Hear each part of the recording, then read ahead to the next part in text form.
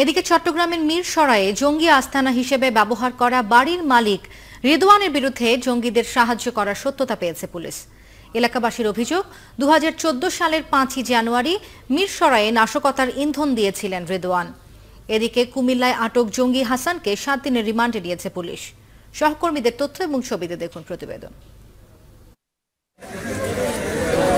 চট্টগ্রামের মিরসরাইয়ের জঙ্গিদের ভাড়া নেওয়া এই বাড়ির মালিক রিদওয়ান। তিনি পৌর বিএনপির যুগ্ম আহ্বায়ক। বুধবার গ্রেনেড ও বোমা তৈরির সরঞ্জাম উদ্ধারের পর রিদওয়ানকে আটক করে পুলিশ। রিদওয়ানের কাছ থেকে জঙ্গিদের সম্পর্কে বেশ কিছু তথ্য মিলেছে বলে জানিয়েছেন মিরসরাই সার্কেলের সহকারী পুলিশ সুপার মাহবুবুর রহমান। পরে তাকে চট্টগ্রামের আদালতে হাজির করে কারাগারে পাঠানো হয়। বাড়ির মালিককে প্রাথমিকভাবে জিজ্ঞাসাবাদের জন্য আমরা আটক করেছিলাম। তার কাছে গুরুত্বপূর্ণ তথ্য পেয়েছি। তার ভাড়াটিয়া এই জঙ্গিদের সহযোগিতা করার বিষয়ে আমাদের কাছে প্রাথমিকভাবে কিছু তথ্য এসেছে। বিস্তারিত তদন্ত সাপেক্ষ ব্যাপারে এটা আমরা পরবর্তীতে বিস্তারিত জানাতে পারব। এলাকাবাসীর অভিযোগ, 2014 সালের 5ই জানুয়ারি মিরসরাইয়ে নাশকতার ইন্ধন দিয়েছিলেন রিদওয়ান।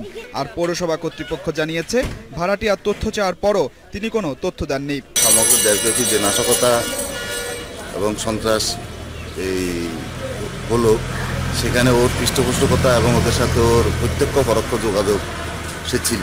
বিশেষ করে সে স্বাধীনতা বিরোধী মনোভাবাপন্ন মানুষ। পৌরসভার থেকে চাওয়া হয়েছিল, মানে ভাড়াটিয়ার আইডি কার্ড, বিষয়টা হলো যে ভাড়াটিয়ার পরিচয়পত্র বা বিভিন্ন বিষয় দিয়ে, কিন্তু উনি সহযোগিতা করে না। এদিকে মিরসরাইয়ে গ্রেনেড, অস্ত্র ও বোমা তৈরির সরঞ্জাম উদ্ধারের ঘটনায় কুমিল্লায় আটক 2 জঙ্গি সহ 10 জনকে আসামি করে মামলা করেছে কুমিল্লা জেলা পুলিশের গোয়েন্দা শাখা। এই মাহমুদ হাসান যে জঙ্গি, সে বিভিন্নভাবে বোমার কারিগর, প্রধান প্রশিক্ষক, এরকম অনেক জনের নাম সহ প্রায় সুনির্দিষ্ট 10 জনকে আমরা আসামি করে একটা সন্ত্রাসবিরোধী আইনে মিরসরাই থানায় মামলা রুজু করেছি। কুমিল্লা পুলিশের উপর হামলাকারী জঙ্গি হাসানকে 7 দিনের রিমান্ডে নিয়েছে পুলিশ। আর জসিম নামে অপর জঙ্গিকে কারাগারে পাঠানো হয়েছে। আদিলুর রহমান, 71।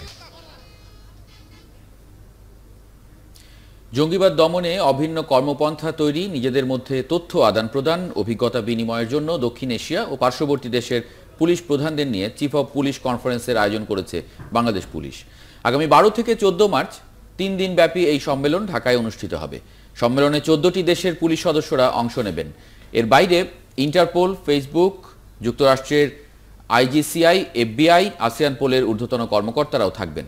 এ উপলক্ষে আয়োজিত এক সংবাদ সম্মেলনে পুলিশ প্রধান একেএম শহীদুল হক জানান, জঙ্গিবাদ একটি বৈশ্বিক সমস্যা, এটি মোকাবেলায় আন্তঃরাষ্ট্রীয় যোগাযোগ অপরিহার্য।